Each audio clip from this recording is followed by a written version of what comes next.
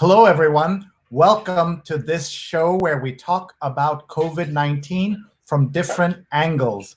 Please hit share right now, whatever platform you're on, so that more people can join us. We're live on Facebook, we're live on Twitter, we're live on LinkedIn, and we're live on YouTube. Please find us on these platforms and please hit share. We want your family, your friends around the world to join us in this daily global conversation about COVID-19. My name is Sreenivasan. Oh, 1 second. There's the Blue Angels are flying. Can you see that right there? That's the Blue Angels flying over New York. That's the very special Armed Forces stunt team. And I think you've got a sense of that for just a second as they flew over New York City. I hope you saw something. Salil will tell me in a minute if you did. That was a planned flyover of New York City by the Blue Angels, and they'll probably do another round in a little bit. It's noon here in New York. That means it's 8:30 in India, and people are getting ready for lunch here and dinner cocktail hour in India.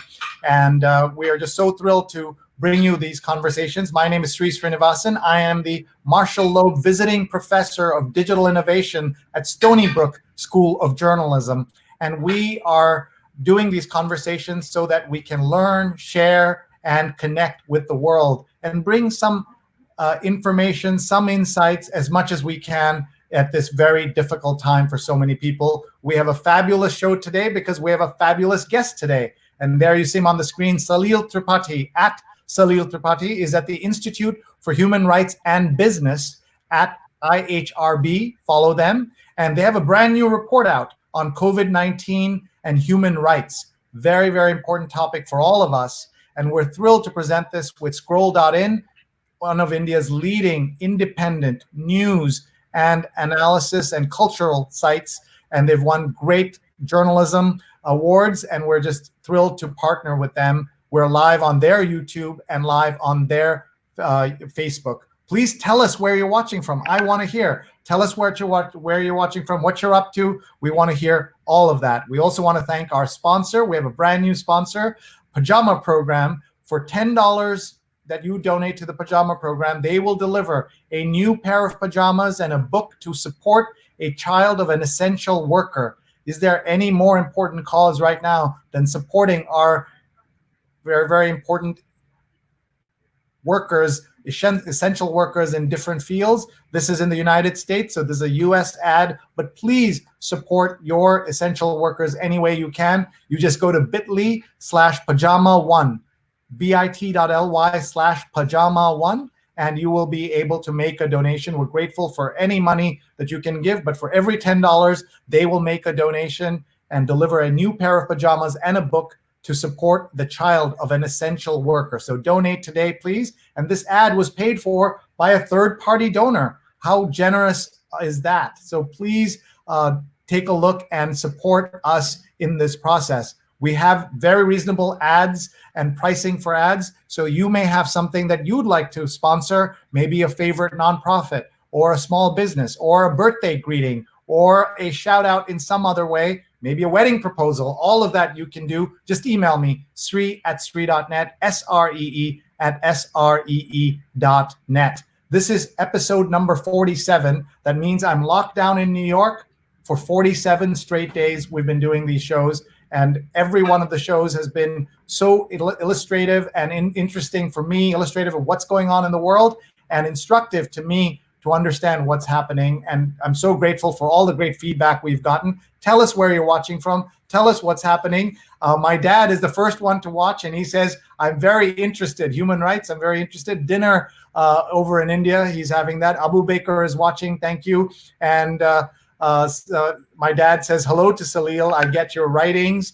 Bhavya is watching from Udaipur in Rajasthan. So without further delay, let's bring on our friend, a great journalist, a great writer who's been enmeshed in the world of human rights for decades, and first as a journalist and then as someone who has been helping shape the communications and policy around human rights. Please say hello to my friend, Salil Tripathi. Hi, Salil. Hello. Lovely to be with you, Sree. Yeah. Thank you. We're now in the same city after decades being in different cities. but we don't see each other enough. And now on top of this, everything that's going on. Yeah. And you tell us where you are, how you are first.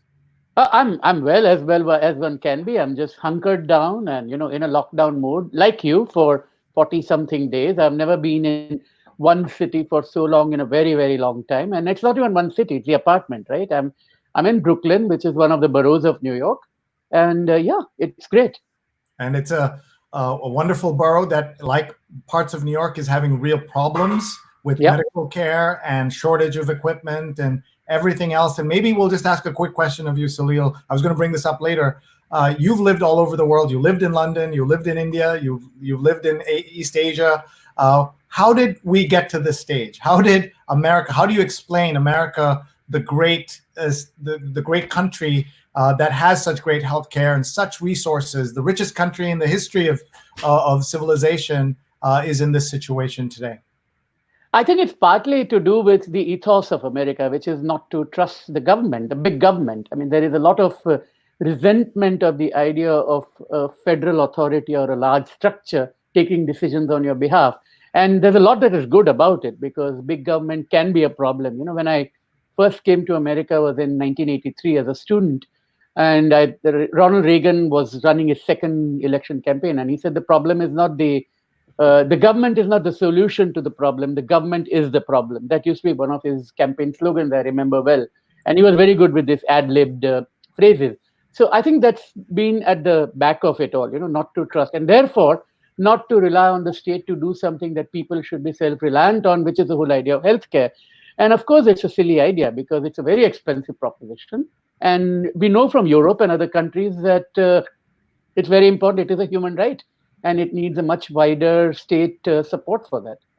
Yeah, absolutely. I think we have lost sight of that a lot here in the United States, and we'll talk more about that Yeah. in a minute. Let's just see who else is here. I know we have friends of yours watching from all over the world. Nirmal Ghosh is watching from DC, and Nirmal has an astute observation. That's quite the beard, he says. Yeah, I'm following his footsteps. He had a beard for 30 years that I've known him, or 25 years, and I never could grow it. And now COVID has given me the excuse. So here I am.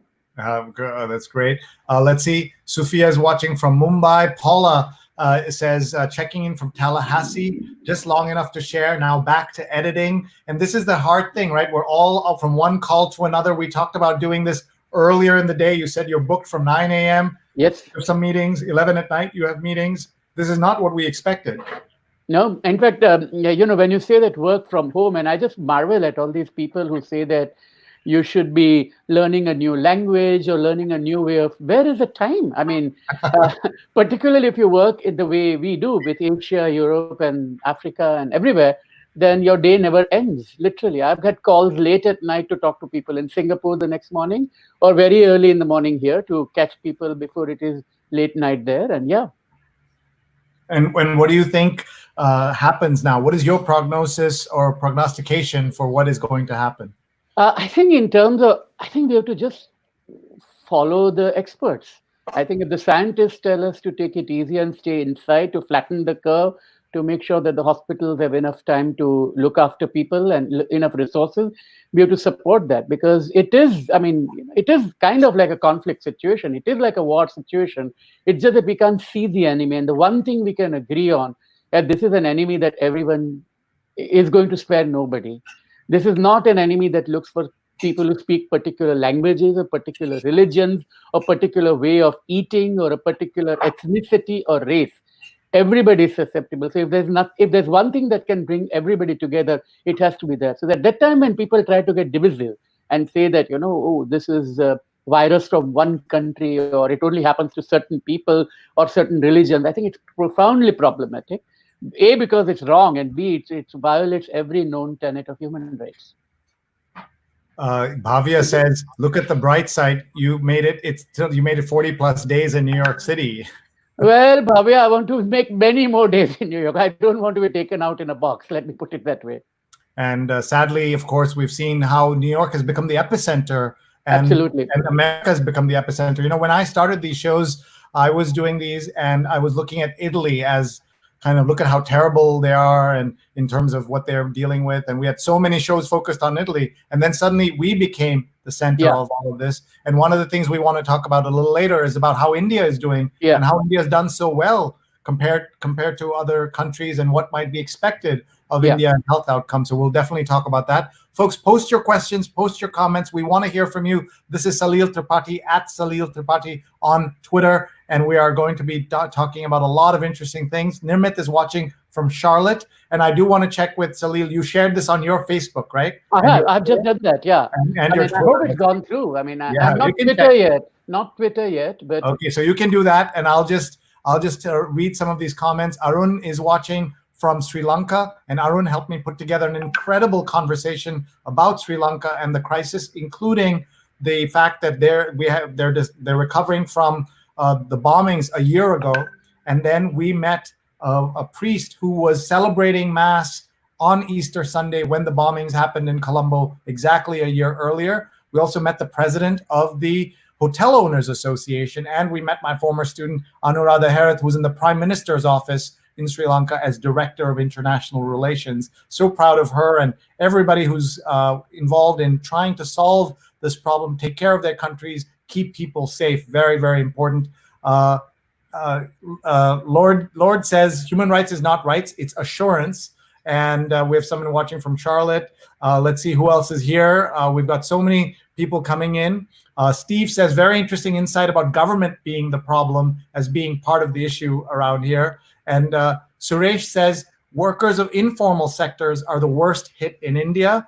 Sumant says that, are there any human rights persons that will speak about the China's negligence? Because I think that was one of the biggest issues around this. So we can get into that a little bit as well. And Suresh says, informal sector, meaning not the industrial sector. It's their livelihoods that are in danger. So we're hearing all these comments. First, reflect on them a little bit, and then tell us about the IHRB, Institute for Human Rights and Business. You're working there part-time, but you're a senior advisor there, right? Yeah.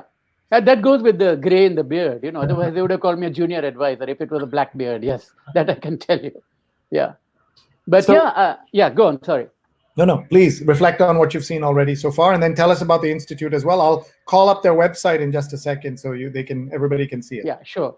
Yeah. No, so on some of the comments that we heard, I mean, there was a comment about informal worker. I mean, let's talk with what you earlier said, that, the US is the epicenter. And one reason I think the US is the epicenter is that because it counts the people who are affected and it counts the people who are dead, unfortunately. I mean, we know the figure is now over 50,000. In a few weeks, it might cross the number of deaths that took place in the Vietnam War, which was about 58,000 something.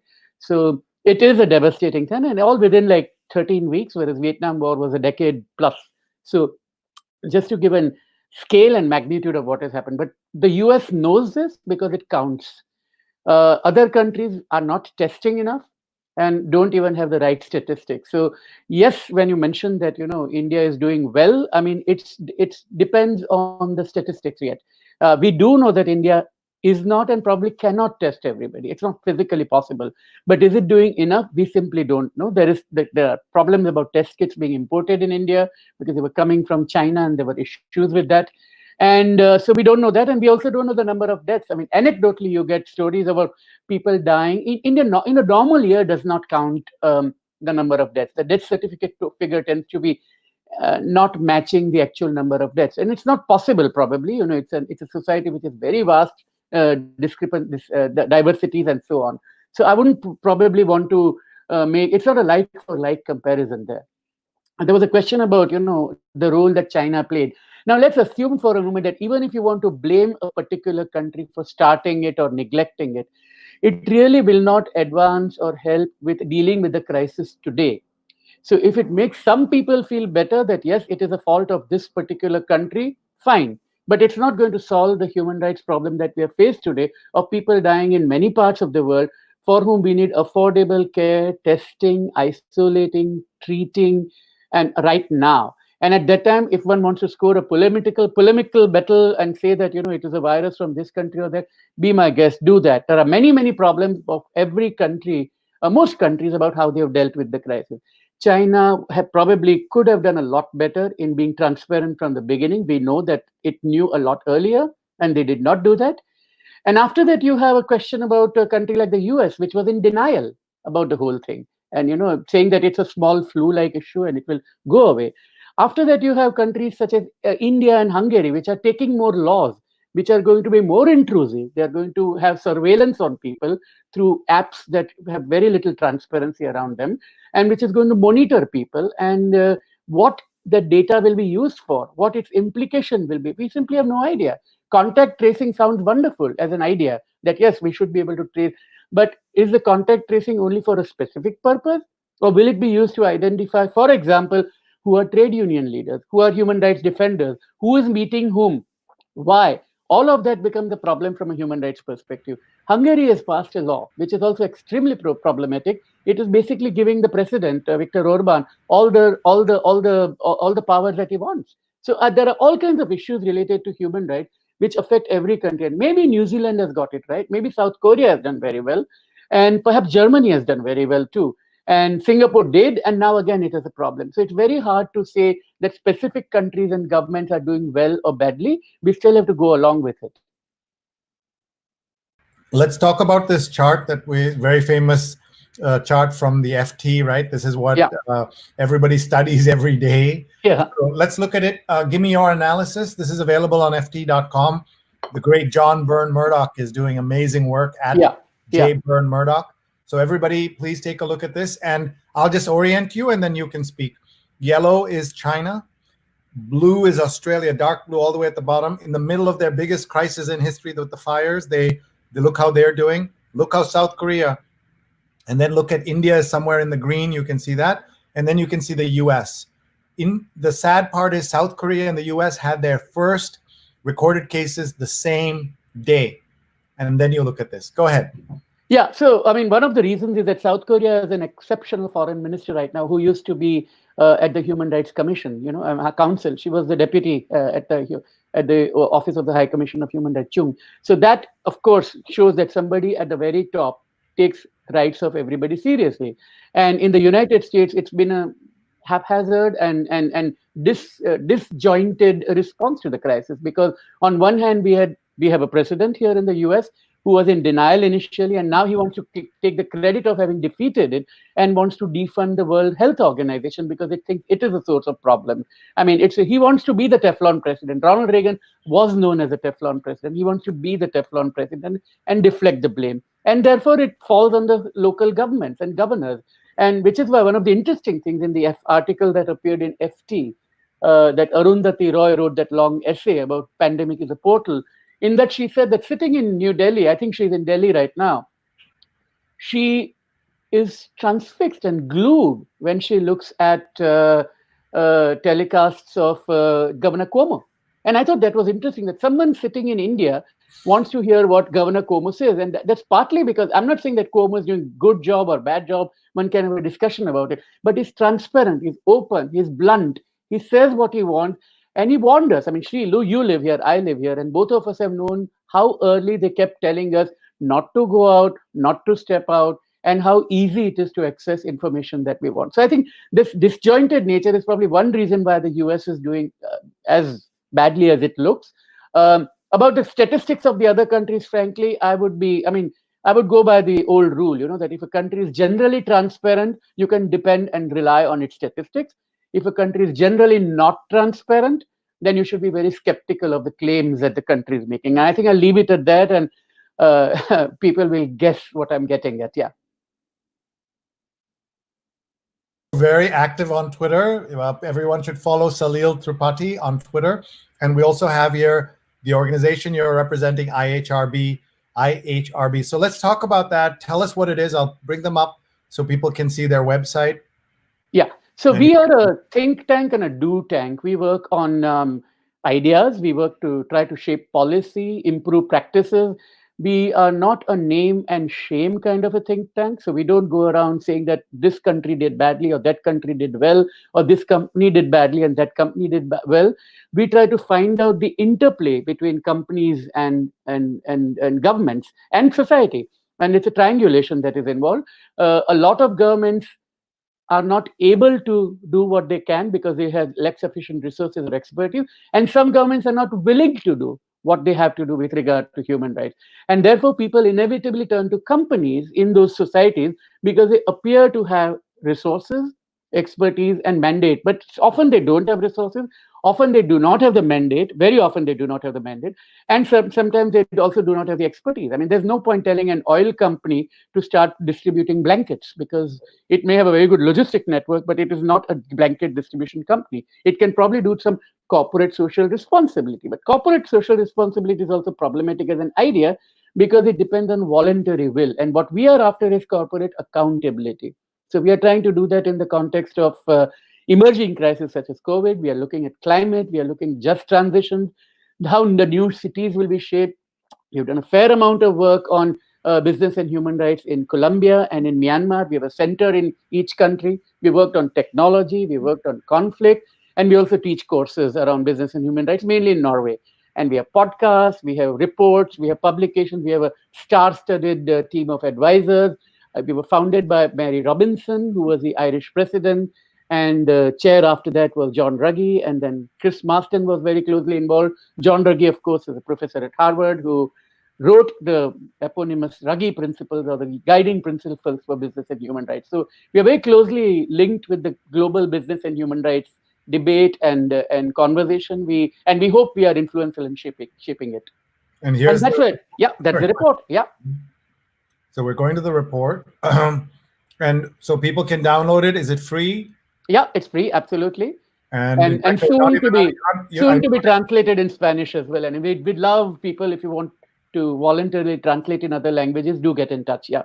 It's ihrb.org. Everyone should take a look. So what will I learn in this report? Just talk me through it, like step by step. What is here? Why I should bother getting this? Yeah. So we do talk about the fact that this is a pandemic of the kind that nobody has known.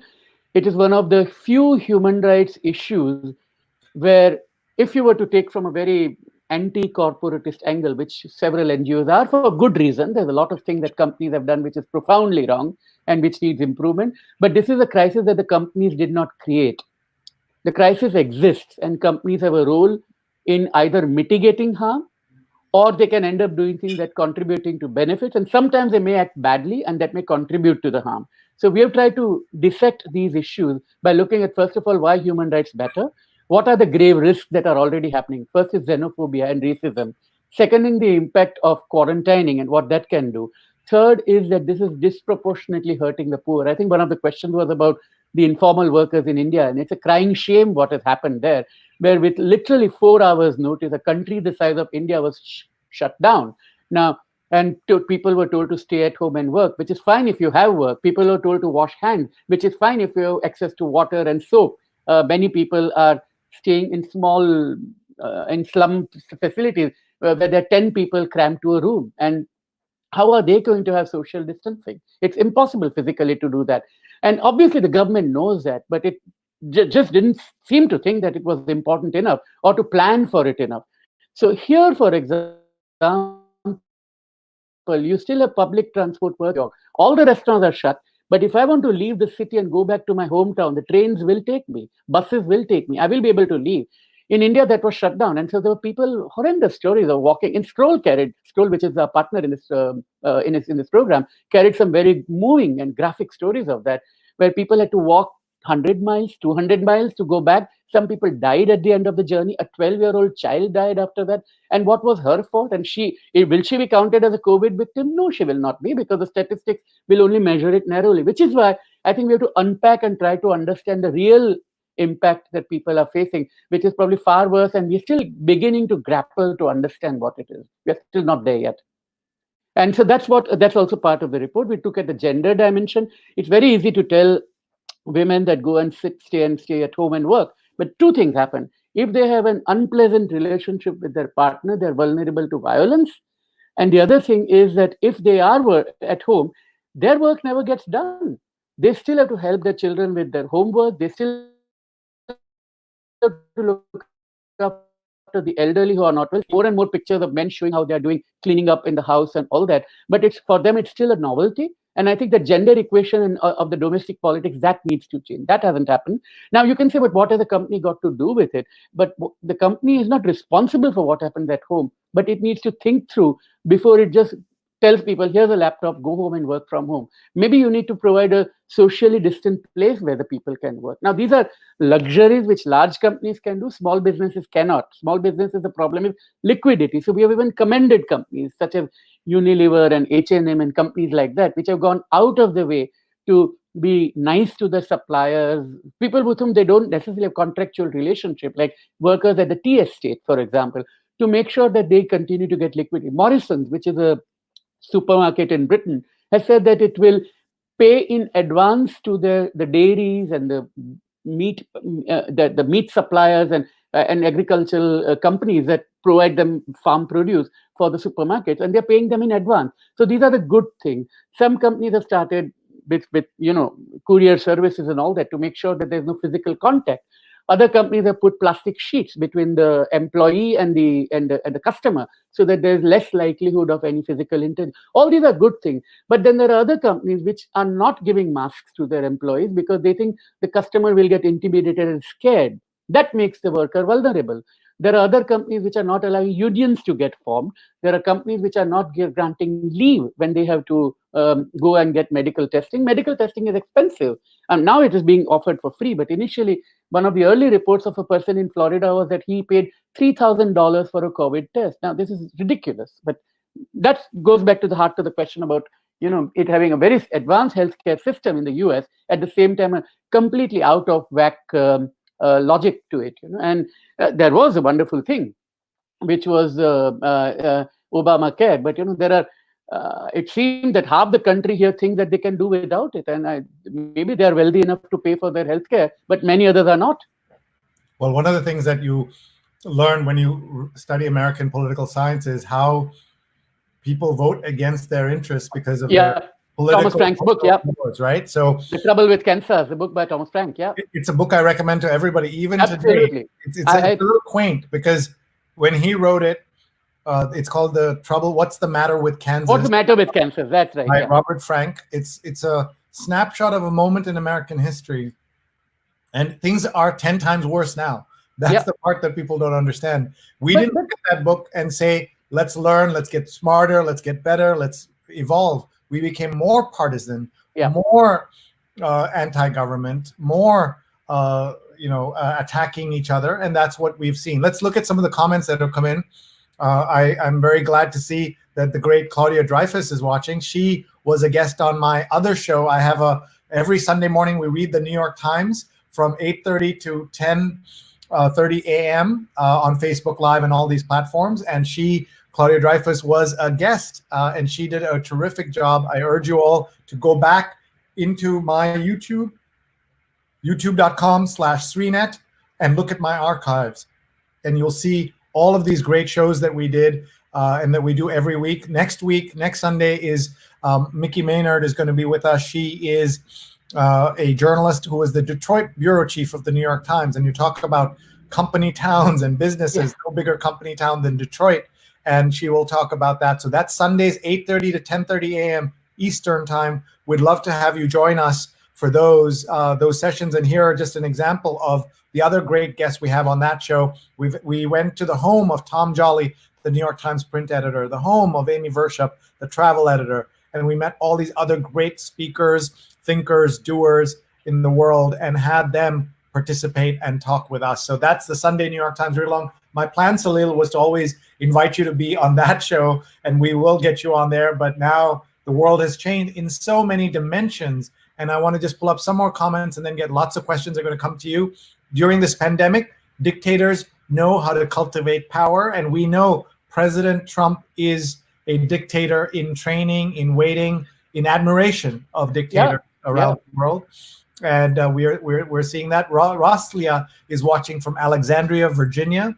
Rabinder, who has said very nice things about the show already. He says, on the work front, especially work from home, there are tech tools now that allow employers to monitor the employee who is working from home to ensure the employee puts in requisite work hours, including monitoring via webcam and AI. What do you think of such tools that can be increasingly used by companies? So part of that is absolutely, we have seen that happening. Even a tool like Zoom, if you remember, got in trouble because they have this thing where they can focus, they can see if you're keeping Zoom on the screen or opening another browser.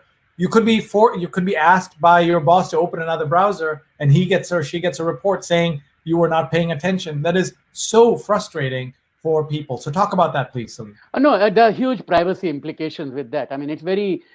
This goes back to the I did my MBA at Tuck in New Hampshire, and Taylor and his scientific management actually started in that part of the world. And scientific management and measurements and all that came out of that, and then was tried at Bethlehem Steel Mills later in Pennsylvania. So this whole idea of measuring and the whole X theory of management and Y theory, it goes down to that. The assumption is that the worker is someone to be distrusted. The assumption behind it is that the employee is going to goof off, he's going to go on a shopping website and do other things and all that. But people do that anyway during the work day. What the employer should be concerned about is that whether the tasks that are given are being met or not. Now, if you're in a factory setting and if you hold up things, then it is easier to monitor and it is more important. But if somebody is working which does not require physical presence, and so long as that person meets the objective, then to have this kind of intrusion is certainly a violation of that individual's privacy. Now, you could argue that this is something that's a contract between the individual and the employer, which is true. But what if it lays itself into open to all kinds of issues? The person might have political views which the employer may disagree with. The employer, for example, I've worked a lot on LGBT rights, so let's talk about that. Let's assume that the employer is a very orthodox, devout believer and who believes that homosexuality is bad and criminal or whatever, or that it should be, criminalized. Or that gay marriage should not be allowed, as in the US, for example. If some people still believe that, although Supreme Court has allowed that now and permitted that, and as it should. And in that kind of a situation, what if an employee is gay and he has not told the employer and is having a conversation during lunchtime, during the workday, with somebody else? It's perfectly fine. But an intrusive mechanism like this will enable the employer to find some other reason to get rid of the employee. So, it's very nice to say at one level that, this way you can monitor productivity. But the best way to measure productivity is the output. If there is no output, then it's a problem. If there is an output, then whether the person works from 3 and 5 in the morning by staying up at night or between 9 and 5, frankly, shouldn't matter in this kind of service-oriented business. But yeah, and also we must remember that there are only about 1/3 of the jobs in the world can truly be done from home. I don't even have to be a hairdresser or a barber, but I could be a chef. There's so many other jobs we can think of where my physical presence at somewhere and work with somebody is critically important. So work from home is a nice thing, but it cannot be the solution. Thank you. Such important comments. Can I ask you, since you brought it up about how companies judge, instead of judging output, they judge hours. Instead of judging output, they judge effort, or what they think is effort, right? Yeah. When I was a young journalist in India, I was told, don't ever use the phone for personal calls because the company will not like it. This was before cell phones. We're talking 30 years ago. Some people watching will not even believe there was a time when India didn't have cell phones, but there was. Yeah. And they were rotary dial phones. Remember, you didn't even have a push button. You had a rotary dial phone. Yeah. Absolutely. I definitely remember that.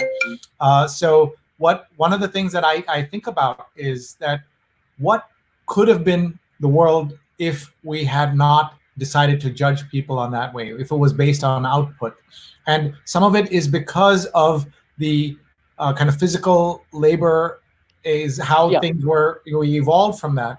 But, we are very critical on this show, as we should be, about many of the practices of the digital world and Silicon Valley and all of that. But one of the things that a lot of places have is you work till you get the work done. We don't care where you work. We even do unlimited paid time off. Like, these are things that are shocking to most people, right? So talk about that a little bit. I consider you a kind of business and human rights philosopher. So I'd like you to hear some of your philosophy, please. No, I think that's great.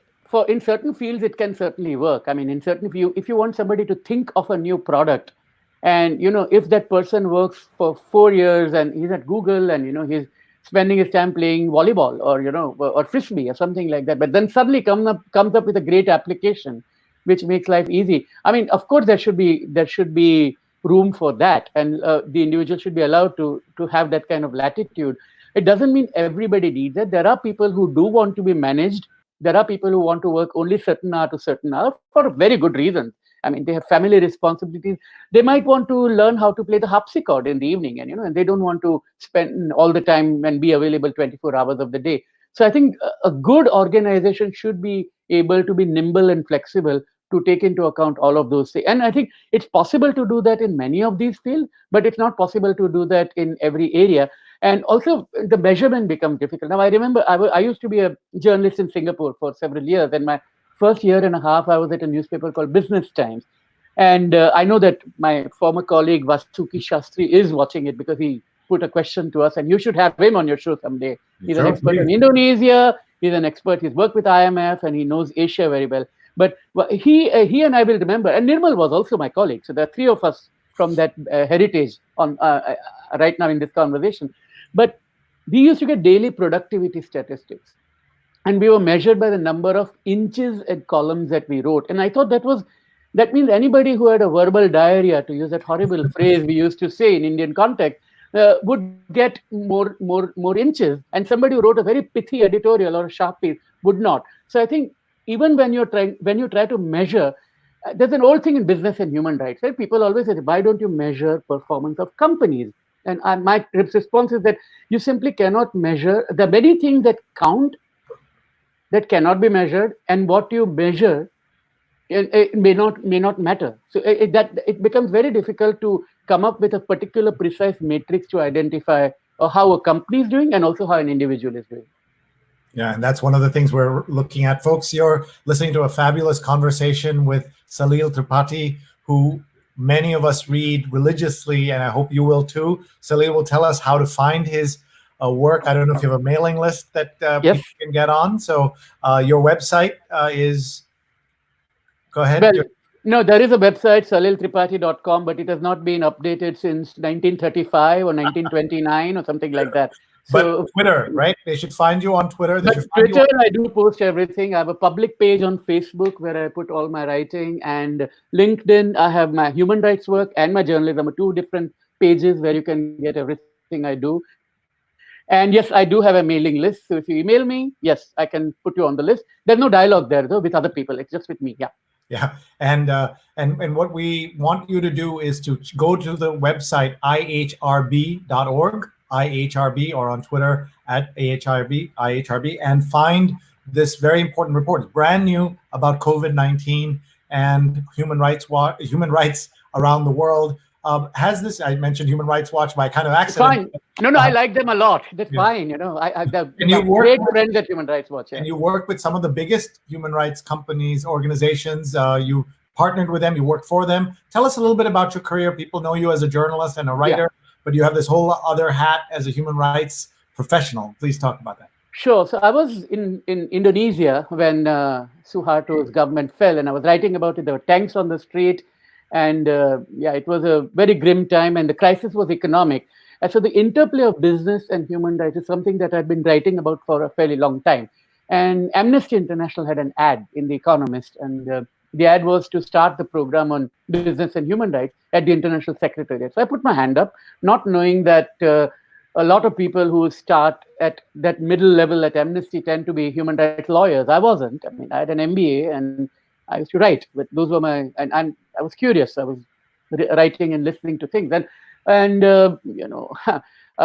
someone at Amnesty was in a good mood that day and hired me. I mean, so I did end up coming to Amnesty, worked with some brilliant people over the 6 years that I worked there.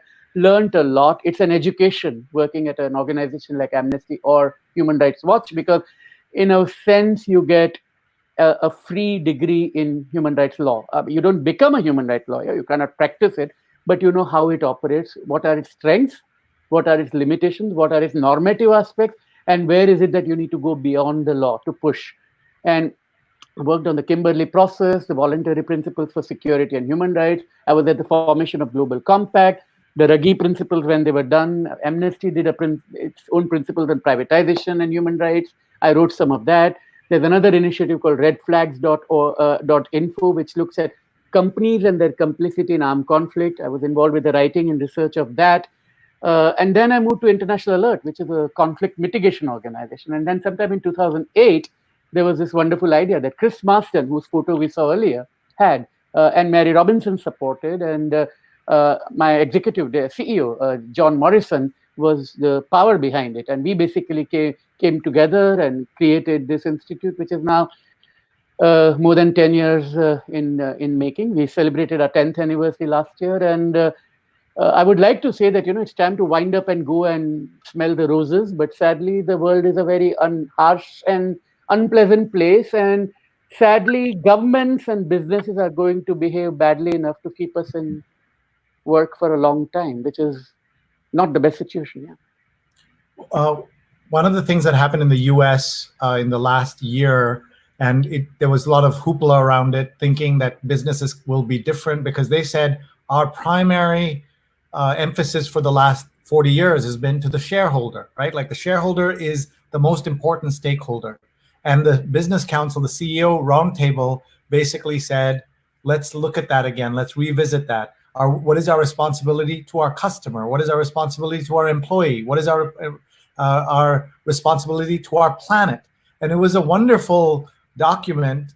And I want to hear your thoughts on it. What happened to it? Where did it go? And did it have any hope in the first place?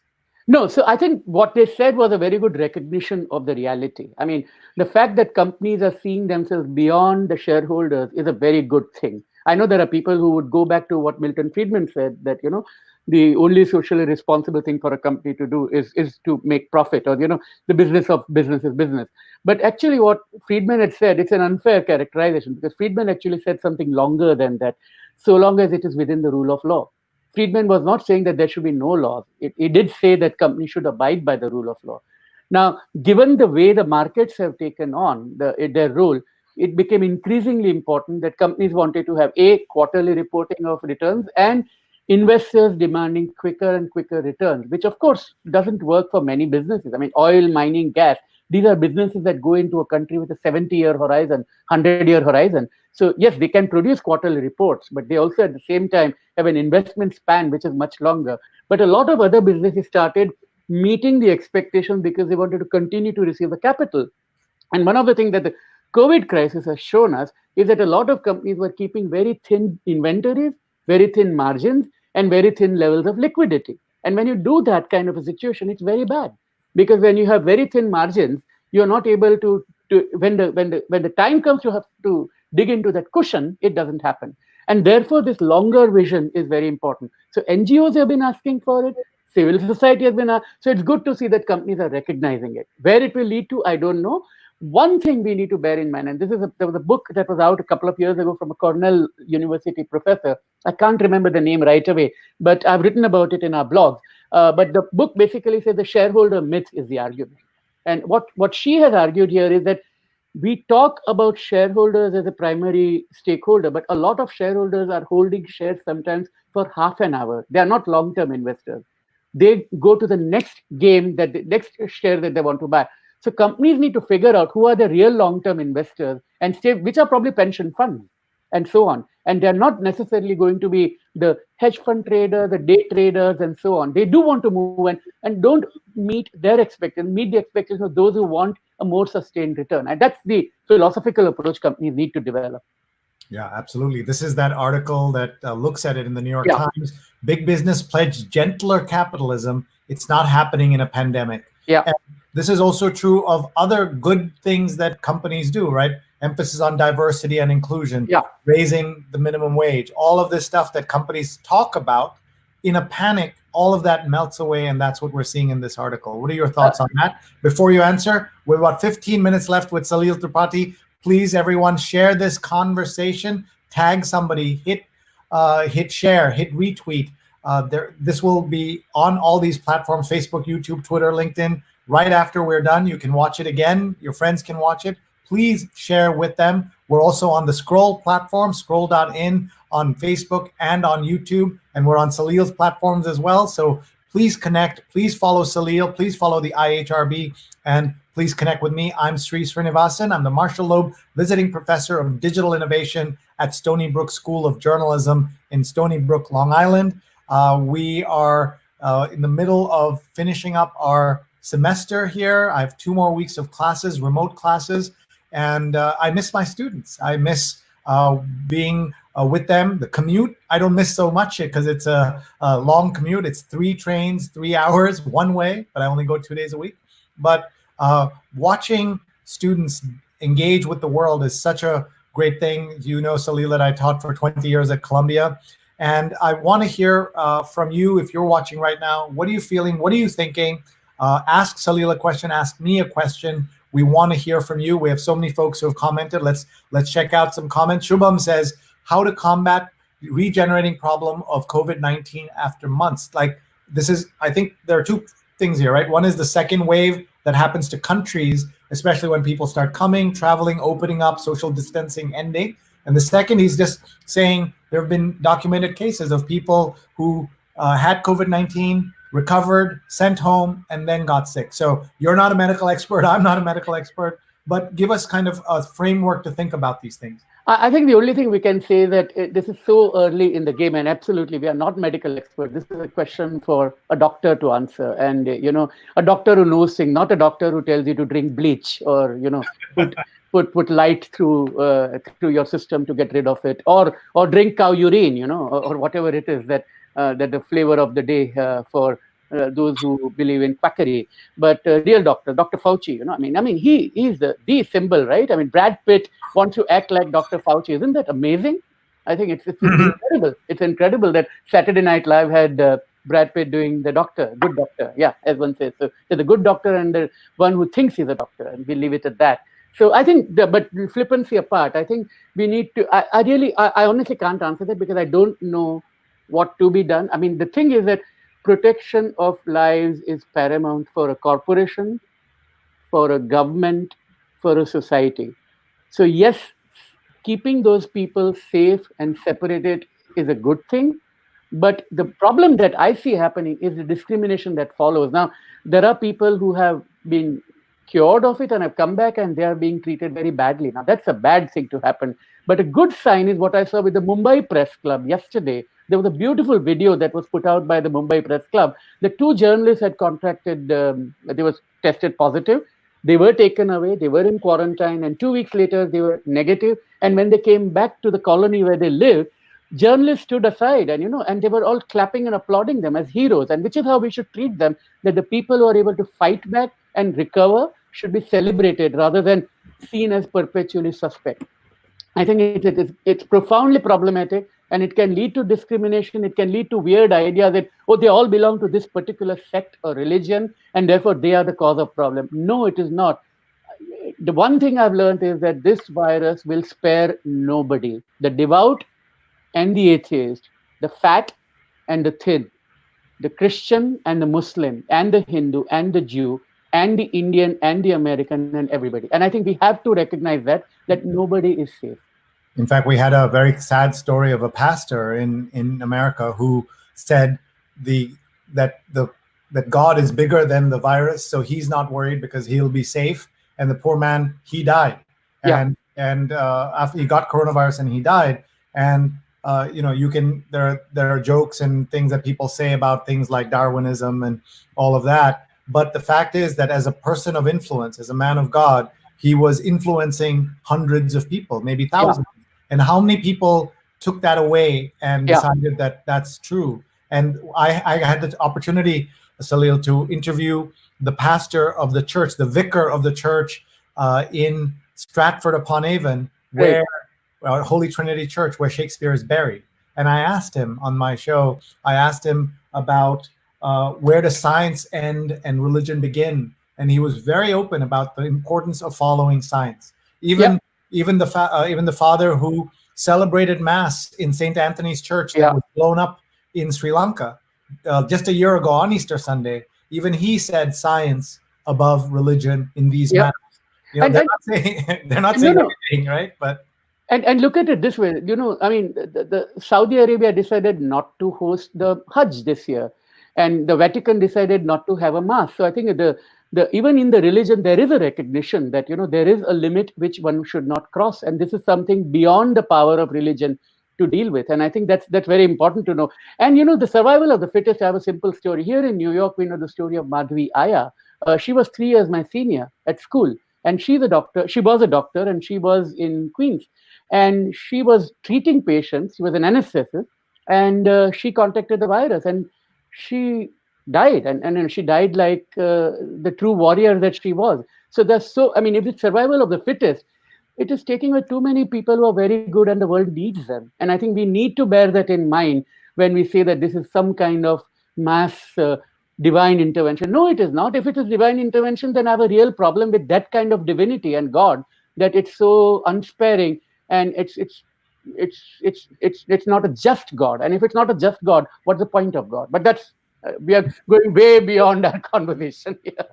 But we want to continue to have this. Folks, we have only about 10 minutes left with the great Salil Tripathi. Please follow him on Twitter. Please share with your friends. We're going to do quick questions and quick answers so we can get as many in. Swati Kanya says, there are a lot of reports that countries where women leaders are leading the fight against COVID have done better. Thoughts? Yes, anecdotally, it is true. Like you can look at two ways.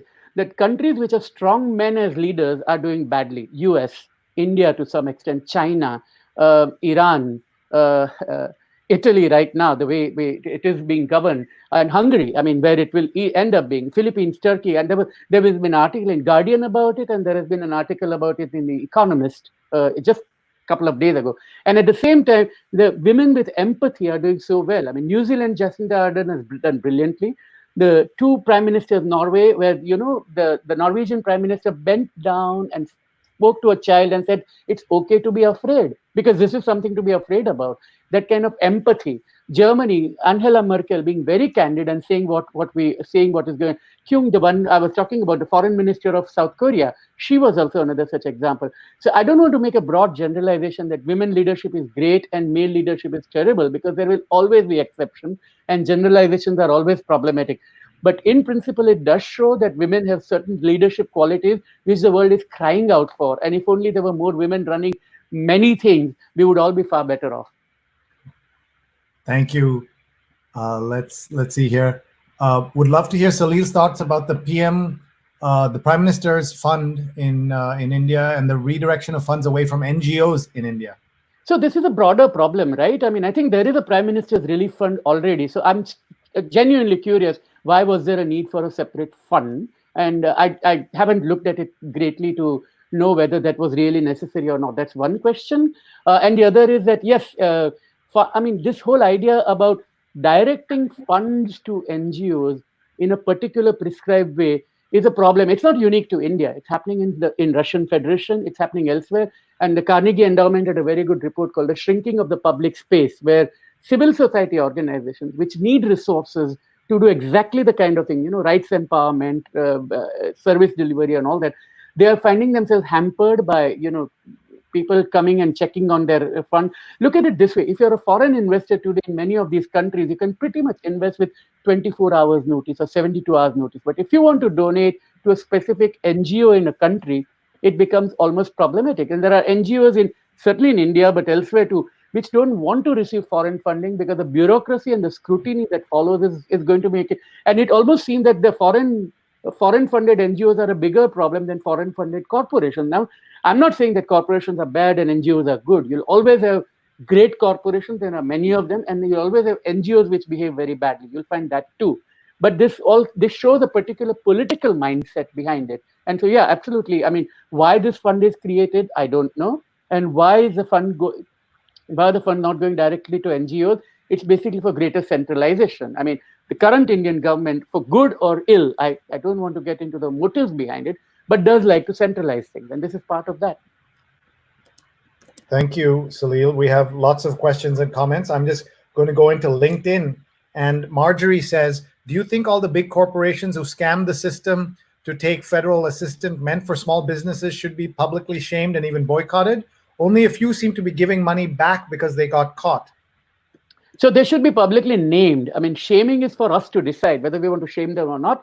A lot of companies have a liquidity problem, so they may have good reasons of having it. But should they have taken this funding or that is a good debate. So they should certainly be named. That is that is obvious that that information should be in the public domain. Should they be boycotted? Again, it depends. Boycott is a powerful tool. Also, to be cynical about it, boycotts don't always work. I mean, there are people who say that I will boycott a particular bakery because it doesn't make cakes for two men getting married, and there are people who say I will boycott this particular company because it gives equal rights to gay people. I mean, both those boycotts can come from either end of the political spectrum, and neither may be effective in the end. So I think we have to be very careful about boycotts. Sometimes they work.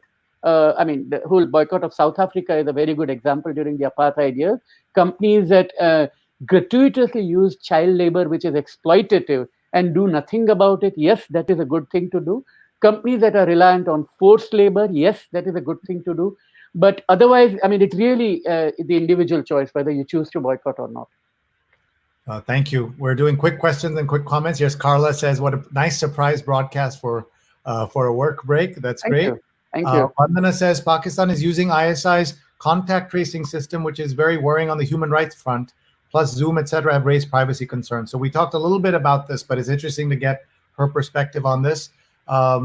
We also have comments, people watching from all over. And Kartikeya says, great, sir. So that's really nice. Yeah. What is your opinion, asked Kirit, what is above how COVID management is in India, which is now being done with an iron rod of police power and fear mongering?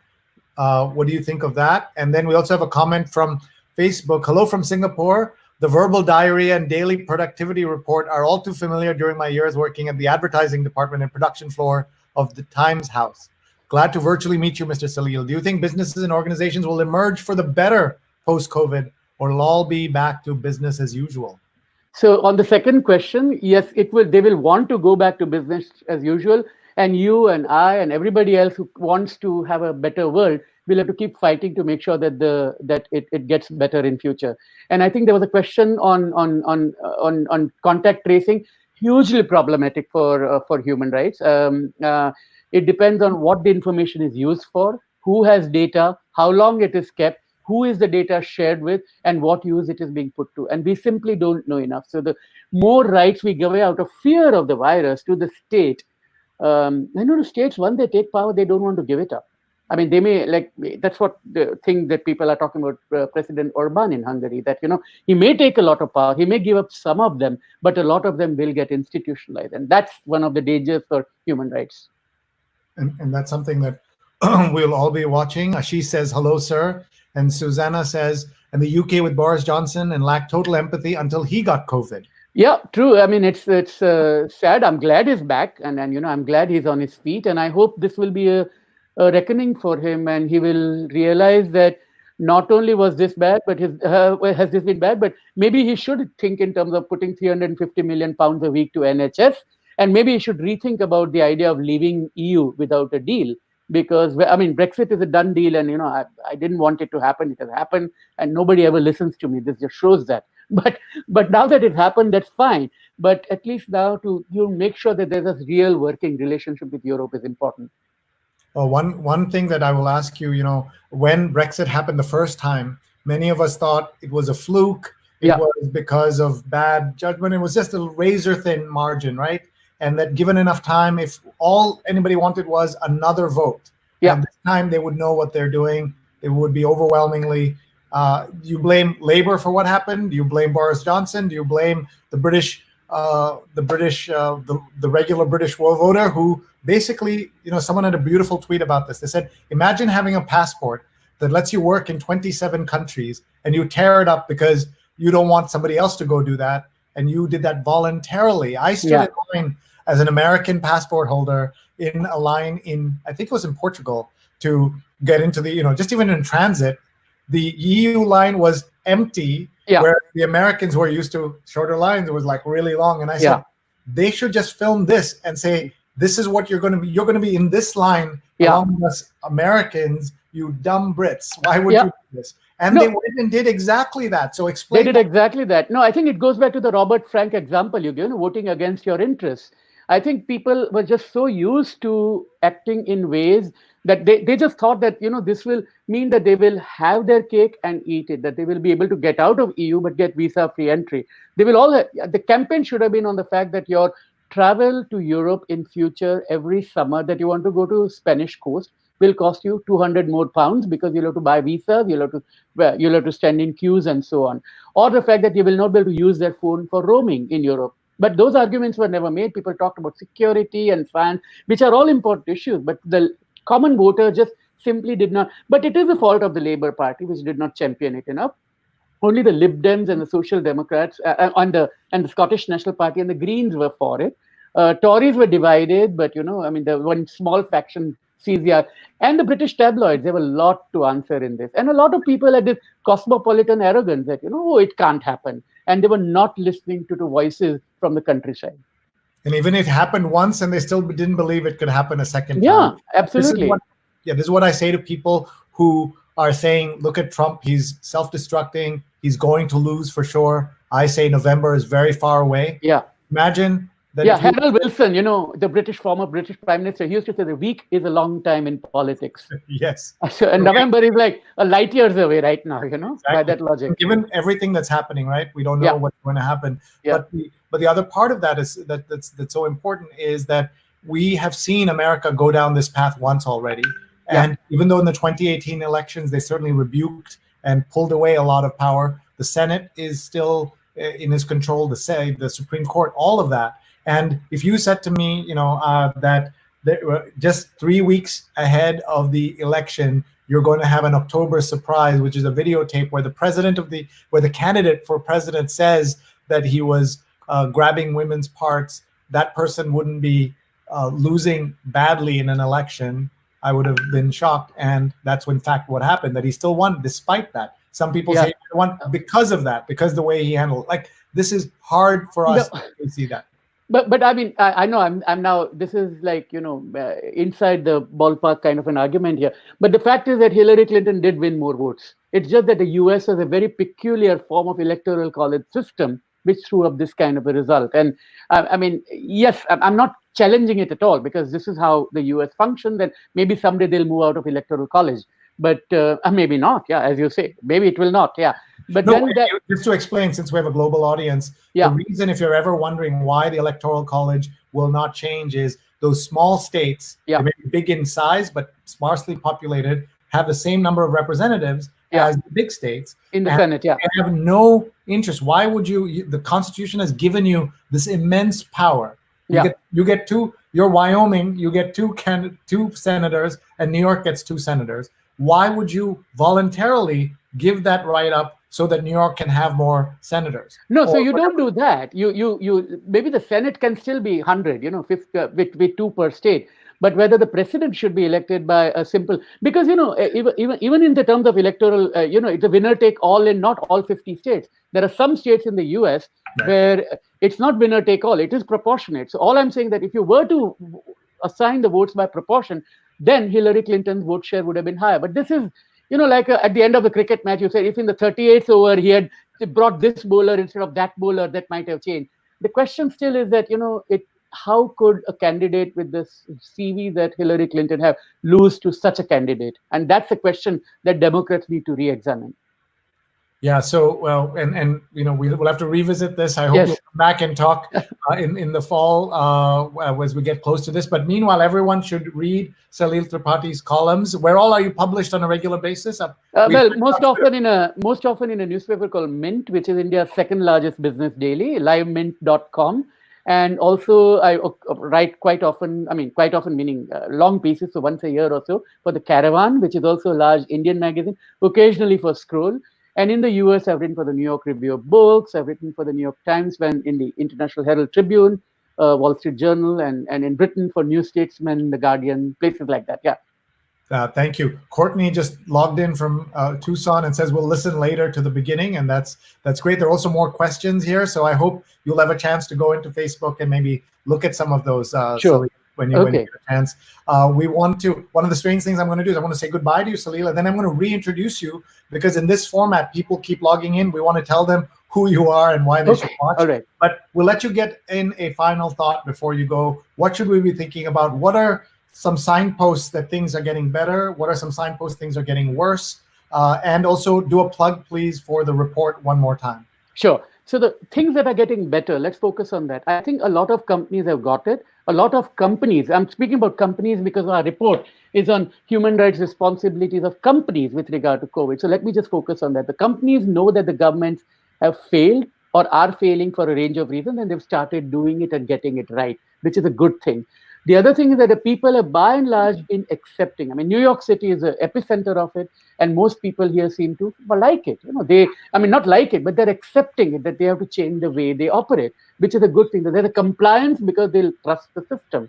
All those are the good things. The bad thing is that some governments are taking on powers that they should not be taking on, and it's going to be very hard to strip those powers back. It happened after 9/11, and it's happening now too. And I think we'll have to be very, very focused on that.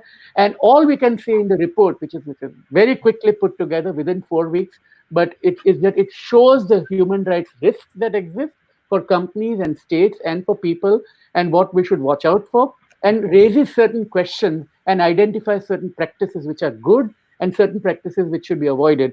But sadly, it is going to be a continuing story. We'll have to continue to work on it, and this report will probably start moving you in the direction of where we should be going. And let's all walk together, and let's hope we can all meet somewhere, over a glass of wine, and rather than in this manner, and hug each other. Yes, absolutely. Rose says you should not read the paper. Can you tell us any key ways we can use contact tracing responsibility without losing privacy rights? Has it been working in some countries? And the last thought, please. Yeah, so I think in Singapore they are trying, and one of the reasons is that you can re-engineer what has been devised. So the app is such that you can actually find out the code about how it is being done and where the data is being shared. And yes, contact tracing is important. The critical criteria are the same that you would have for any technology. One, that you make sure that only the authorized people use it. It's for a limited purpose. The data is not shared with those who don't need it, and the data is destroyed after it is no longer necessary. If those 4 conditions are met, then it's possible to do that. Great. Thank you so much. And here, Pratnya is sending you a glass of wine. So, and I know. Well, right now I only have coffee, but yeah. But next time, wine. What are you eating for lunch? I'm going to have some sandwich. Boring. Very boring. Yes. Okay. Folks, that's been our guest, Salil Tripathi, journalist, writer, human rights advocate. He's with IHRB, Institute for Human Rights and Business. And please check out their report. Go to ihrb.org and check out that report. Please follow IHRB and follow @Salil Tripathi. Thank you so much, Salil. We're going to do some work here to wrap up the show as we always do. Thank you very much, and we'll see you very, very soon. Thanks. Bye-bye. That was Salil Tripathi. I hope you learned a lot, as I did, and I hope you were able to smile a little bit, and also think about where we go from here as we do. We do this show every single day. We are partnering with Scroll.in, one of India's leading news, culture, and analysis websites. Please check them out on Scroll.in, and please follow them on Facebook, YouTube, Twitter, etc. I'm @Sree on Twitter, @SreeNet on YouTube. Please become a subscriber on YouTube. We want you to see when we're live, and also we have some terrific shows coming up, and some terrific shows that you will benefit from having seen, even if it was already a few days ago. This is the show we just did. You're looking at Salil's smiling face there, and he is with the Institute for Human Rights and Business. And this is show number 47. That means we've done 47 straight shows, and I have learned so much doing them. Thank you so much for being here. A couple of quick things. We want to thank our sponsors for their support. We had an anonymous donor make a donation in support of Pajama Program. And for each $10 donation made, Pajama Program will deliver a new pair of pajamas and a book to a supporter of a child to support a child of an essential worker. Please donate today. Go to bit.ly/pajama1, bit.ly/pajama1. What a great cause. Please make a donation. So easy to do. If you found this conversation worthy in any way, please make a donation. Every $10 means a fresh pair of pajamas and a book to the child of an essential worker. If you know anyone who would like to be a sponsor of our work, please let us know. Look at our rates. They are so reasonable. We're live. We're across the planet. And my email is Sree@Sree.net. sree@sree.net. Take a screenshot if you need. And we would love to also have you, another way to be alerted to our shows is to join my WhatsApp alert list. This is not a WhatsApp group where you have lots of problematic relatives. This is a WhatsApp list. So if you just hold up your iPhone and show it to the screen, you can get added to it. If you don't have, if you have an Android, you need to use your QR code reader or your Google app or the Lens app so that you can actually get this. So it is not another WhatsApp group. It is just an alert system so you know when we are live on my platforms. I'm so grateful to all of you. Please email me. You have my email address right there, Sree@Sree.net, SREE@SREE.net. We have some amazing shows coming up, including a conversation about what's happening in foreign coverage. We're also going to talk about the leaders of the world who are using Facebook well. We're also going to do our 50th anniversary. It's a 50th day show. On Friday, we've got an epic show scheduled, and we might do even more than one on a single day. So please let us know. Please get in touch with us. If you have a physical event you want to turn into a virtual conference or event, or you want a show like this, talk to me. We will help you. We have a team that puts these things together, and we want to help you. So hire our team, talk to us. We can consult for you. We can be 100% of your production team or just 10%, whatever you need.